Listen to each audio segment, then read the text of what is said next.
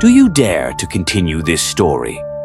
Believe me, what you'll discover will make you think twice before picking someone up at night. If you have the patience to listen until the end, driving at night will never be the same again. The choice is yours, but I warn you, you'll never see the stillness of empty roads the same way. The story begins. I was returning one night from a business trip to brush off. Exhausted after hours without sleep, I decided to cover the busiest part of the road at night. By morning, I knew the roads would turn into chaos.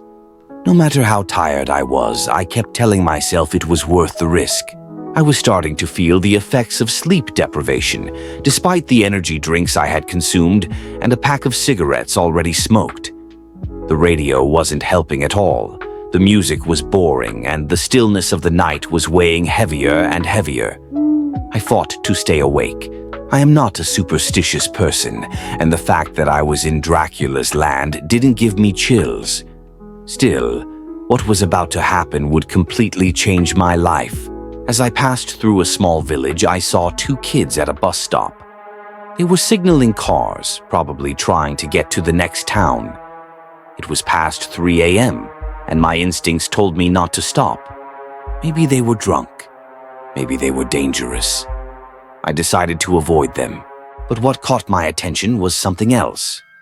When I looked in the rearview mirror, they had completely disappeared. Not a trace of them. I laughed to myself. It's just the fatigue, nothing more.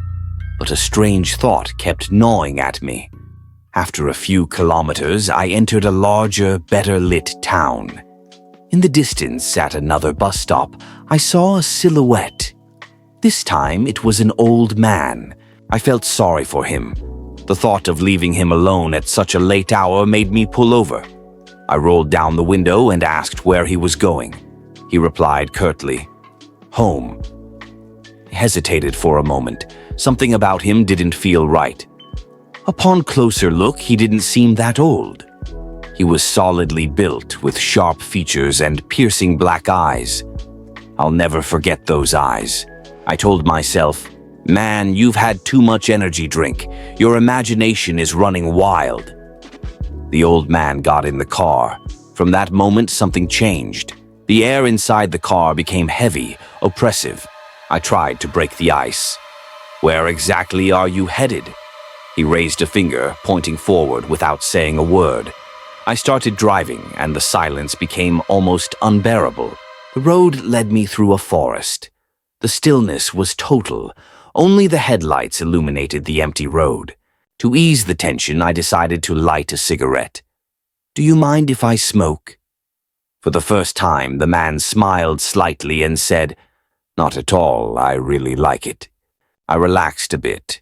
It was the first normal thing he'd said. I put the cigarette between my lips and started looking for the lighter. In my haste, I dropped it on the floor, near his feet. I glanced at him, but there was no reaction. He didn't seem to care. I decided to bend down to pick it up. At that moment, regret hit me like lightning.